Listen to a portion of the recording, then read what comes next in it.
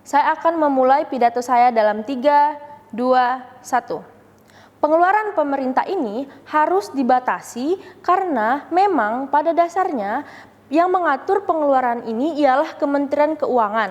Akan tetapi pada status quo sekarang ini kebutuhan hidup, kebutuhan pangan naik secara besar-besaran dan terjadinya inflasi. Inflasi ini sendiri berarti kenaikan harga barang yang naik secara berlebihan dalam jangka waktu yang panjang dan tidak dapat ditentukan. Dewan Juri yang terhormat, dapat kita lihat pada kasus inflasi yang terjadi pada negara Zimbabwe, yang dimana terjadinya inflasi pada negara ini, yang dimana negara ini pada awalnya merupakan negara yang kaya akan sumber daya alamnya, seperti mereka memiliki tambang, mereka memiliki minyak, akan tetapi negara Zimbabwe tersebut menjual sumber daya alam mereka ini pada harga yang murah, sehingga inilah yang menyebabkan terjadinya inflasi pada negara tersebut. Dan juga bank sentral mereka secara terus-menerus mencetak uang, dan mereka ini tidak memikirkan apa dampaknya jika mencetak uang secara berlebih. Selain pada negara Zimbabwe, Dewan Juri yang terhormat, dapat kita lihat pada negara Venezuela yang juga mengalami inflasi dikarenakan negara ini banyaknya hutang dan juga banyaknya tagihan dari bank, dan juga yang dimana pemerintahan mereka ini membuat mata uang baru. Hal inilah yang menyebabkan negara ini terjadinya inflasi. Lalu selanjutnya saya akan mengatakan dan menjelaskan mengapa pemerintah presiden ini dan Kementerian Keuangan ini bukan merupakan aktor yang baik dalam menetapkan anggaran belanja negara. Yang pertama, Dewan Juri yang terhormat, karena mereka tidak memikirkan dampak panjang dari peraturan-peraturan yang telah mereka buat tersebut. Karena pemerintahannya ini seperti halnya pada presiden yang hanya menjabat selama 4 tahun, yang dimana ia hanya memikirkan jangka pendek, yang dimana mereka ini ingin terlihat baik selama mereka menjabat.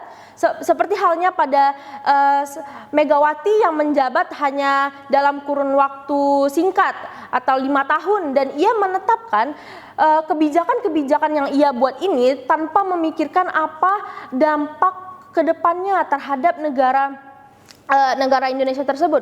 Dan juga mengakibatkan para presiden yang periode selanjutnya terkena dampak dari kasus Megawati tersebut, seperti halnya pada SBY dan juga pada Jokowi, dibandingkan dengan bank sentral yang memiliki pegawai tetap, yang dimana mereka ini harus memikirkan apa dampak jangka panjang jika mereka melakukan kesalahan.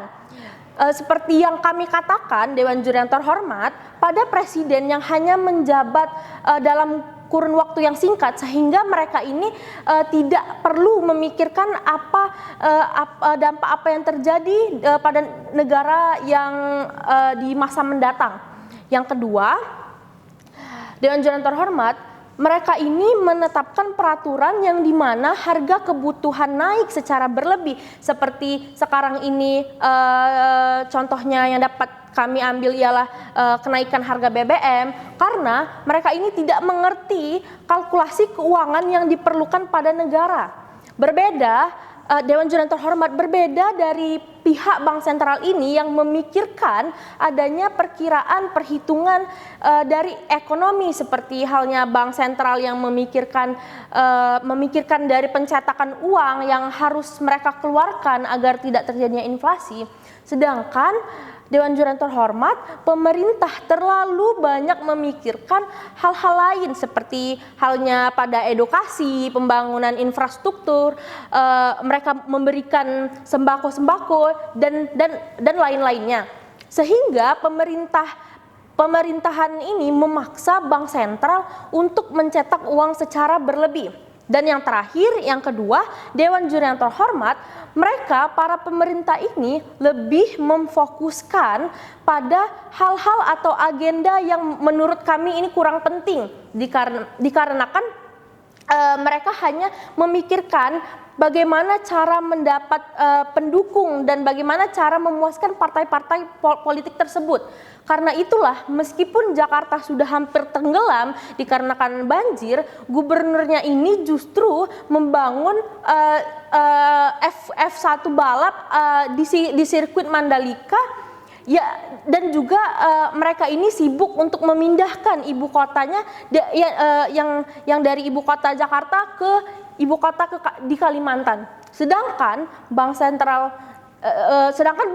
ini, Dewan Juri Terhormat, tidak termasuk dalam partai politik apapun dan juga mereka tidak memerlukan dukungan sosial. Saya akan menjelaskan apa yang akan terjadi jika Bank Sentral yang mengatur pengeluaran negara ini. Yang pertama, Bank Sentral dapat menyelesaikan inflasi. Mengapa dikatakan demikian? Seperti pada Bank Sentral yang harus memikirkan pengeluaran yang akan dikeluarkan oleh negara. Jika pengeluaran ini sekiranya dikeluarkan terlalu banyak, maka dari pihak Bank Sentral ini harus membatasi pengeluaran tersebut agar pengeluaran yang dikeluarkan ini tidak terlalu banyak dan tidak menyebabkan adanya inflasi ini. Selanjutnya yang kedua ialah seharusnya mengeluarkan anggaran ini yang sesuai dengan kebutuhan masyarakat dan juga harus memfokuskan pada hal-hal yang penting. Dan yang terakhir, yang ketiga, Dewan Juri yang Terhormat, meskipun anggaran yang dikeluarkan ini lebih kecil daripada yang seharusnya, menurut kami hal ini akan baik untuk dampak pada jangka panjang, seperti masyarakat yang mengeluarkan uang mereka dalam jumlah hal yang kecil untuk memenuhi kebutuhan sehari-hari mereka, yang dimana menurut kami hal ini akan lebih baik untuk mencegah adanya inflasi tersebut. Setidaknya pada negara-negara tersebut tidak terlilit hutang. Dari ketiga penjelasan itulah yang dapat kami simpulkan bahwa kami sangat menyetujui Bank Sentral perlu menetapkan batas pada pengeluaran pemerintah, dan kami yakin bahwa argumen yang disampaikan dapat memenangkan mosi pada kali ini. Sekian, terima kasih.